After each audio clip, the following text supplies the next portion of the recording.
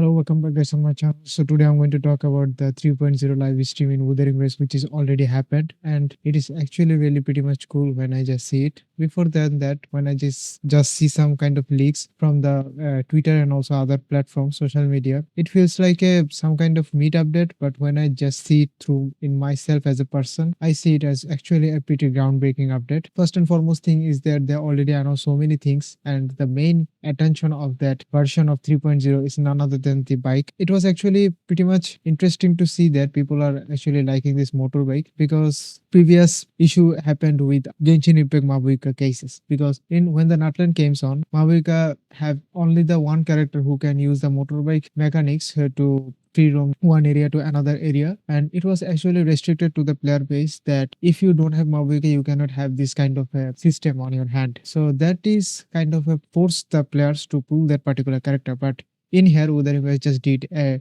totally good job by applying the permanent features just like the gliding to the game, where people can use in any characters when they use these kind of motorbike. So this is not a restricted and this is not a limited time where you have to pull certain characters to get this feature, which is actually a good thing for Udarinvest. So I would give it a thumbs up. Now the next thing is that all I can see, this motorbike does not even only exist there. There are other things that you can do with motorbike, where you can do so many stunts while also riding the motorbike in airborne, and also you can do the customize your motorbike as far as you wanted to. It's like you want to do some kind of other stuff to your motorbike, you want to make something unique stuff or stickers, you can choose and also customize the motorbike, which gives you a freedom of what you want to do, which is actually really great job by the Kuro. And the next thing is that you already know that the Udaring guys always follow the Genshin. They do not follow the Genshin controversy, but they make the controversy things which is came from the Genshin Impact, make it a positive thing in their game.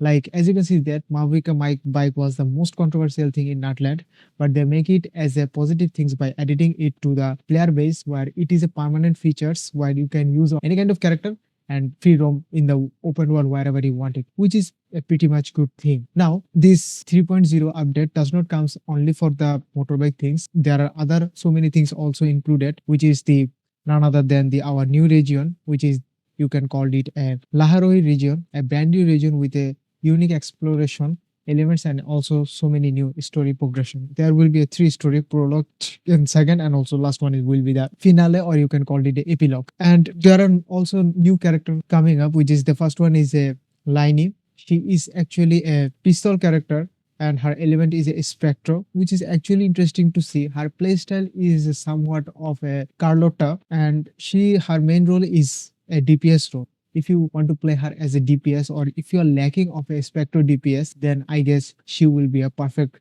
things for you. Now, not only the new character is coming on, there are also return character also comes on. Phase 1 of banner will be Linai, also Karthetia, and also the second one is a Chichiona. Now, this Chichiona and also Karthetia are going to be the perfect pair if you are lacking of a Aero character, but these two characters also required a huge investment. Like Karthetia has some kind of a, you can call it a big weapon, not actually big, it is a HP weapon where she does scale based on her HP. And most interestingly, in this game, there is no weapon can provide you HP, just expect her own signature weapon. So if you're really pulling on her, I guess this is the best option, pull her weapon also, because she scale highly on HP, no one even providing that beside her own signature weapon. So Chichiona, I guess, is a pretty much good.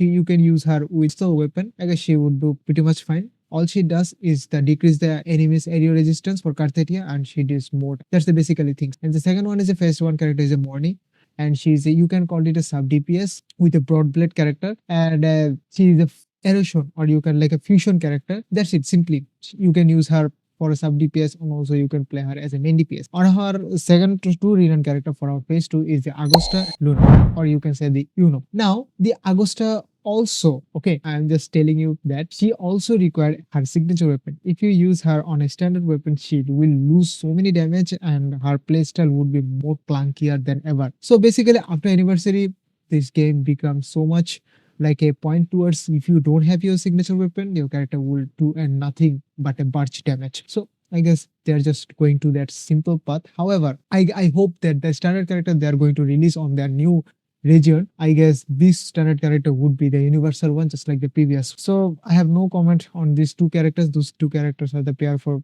perfect for each other. If you pull on Agosta, you don't have to pull on because this is also does not require both of them. But if you somehow get both of them, your game and you will get also a perfect team for your Agosta, and you can clear any content you wanted. So that's the main thing. Now let's talk about the gameplay enhancement they are going to add it into this game. So this gameplay enhancement is like off-tune combat mechanics where you have to, when the characters are down state, certain types of echo will do the damage, which is a universal damage. You don't have to pull a certain character just like Genshin. If they introduce a new element or new damage mechanics, they will log behind on a particular character to apply that particular reaction. So I guess they are not doing that. It is actually a perfect thing because their recent TOF have so much HP inflation. It is actually not that much, but compared to however, it is nothing but a barge, but it does have fair and share amount of HP increase. Now the new mechanics will give players, especially the F2V players, on another hand to clear the content without having any kind of problem. So I guess this kind of often combat mechanics, if you really want to have a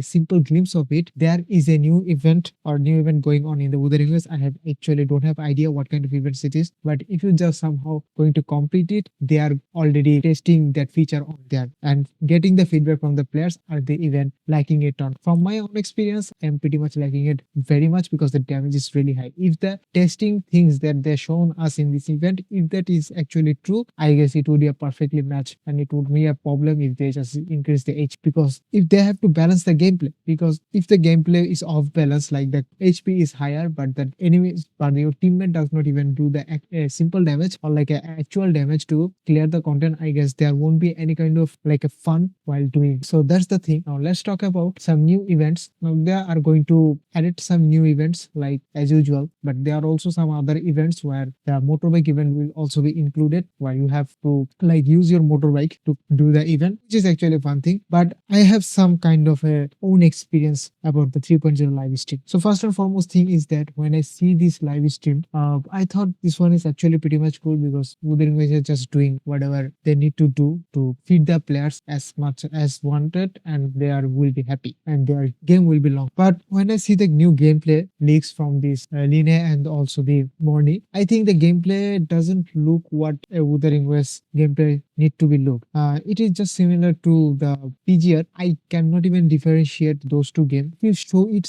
to someone who does not even play those two games and tell them, can you even differentiate it? I guess they will say you, no man, I cannot even differentiate. Some people might have, but most of the players will not. So is it even bad? I don't think so. It is not even bad because PGR combat is really actually unique, where you have to just use the ARP mechanics to pull off your combat, and when the ARP mechanics does not even hold yourself to another cooldown, like you have to wait for 2 seconds 3 seconds for your ultimate and other things. Apparently this one is actually a perfect combat things, and you can do pretty much hack and tech combat things. But on the other hand, Wuthering Waves is just following their PGR trend. Of course they are both the same company, but I think they should use some kind of a newer identity. If I give you an example of Genshin and Honkai Impact 3rd, Honkai Impact 3rd is actually a totally different species when it comes to Genshin. They just use a simple formula with the elemental mechanism. On the other hand, Honkai Impact 3rd does not even have an elemental system. So I guess being and one thing that would be good, and other thing is that there are also some kind of like a providing you some building mechanics. One thing is for sure, Wuthering Waves does not want to lose their player base to other games. Like Arknights is also on the door to release. I guess they will release in January, February, not actually 2026. And when they are going to release, people will be move on there and tell them other people that if you want to play Arknights, it have some kind of a building mechanic. Now, what should I say, that Wuthering Waves is want to be master of all, or you can say the jack of all trade and master of all too. But I guess if they're trying to pull it off, they are going to do it, but it will be like a all over the place. That's the my thing. I guess they should stick on only one thing and make their own unique things. Now some people would point out me, hey man, you are just being really negative towards Kuro. Actually not. They are actually improving the game. As you can see that I cannot even play the game on my full screen in before the update, but sometimes they are doing so many updates recently, even the updates is not even stopped desktop currently, and the performance is still improving. My PC can even handle the game more when the more they are going to update their fix their performance issue. And the one thing is very sure, they are going to give us actually 20 volts, because when you just go open the game, you will get on the 3.0 banner, which is going to be released in 25 December on 2025, which is a Christmas event, and they are going to give you a 10 port with also 10 wave plates, which is actually like a condensed resin if you are one of those Genshin player. And this 10 pool is not even a standard pool. This 10 pool is a limited one. It's actually good. Other 10 pool will come on by through your 7 days login, which they are every patches. So that's all the sum up of this event. I think they are doing a pretty much good job, but they should not make it like a jack of all trade, because if they want to catch everything, something will lose. Bigger thing also will lose same time. So that's all for today. I hope you are enjoying this video. If you enjoyed, leave a like. If you have any kind of comments, also drop a comment. See you on the next video.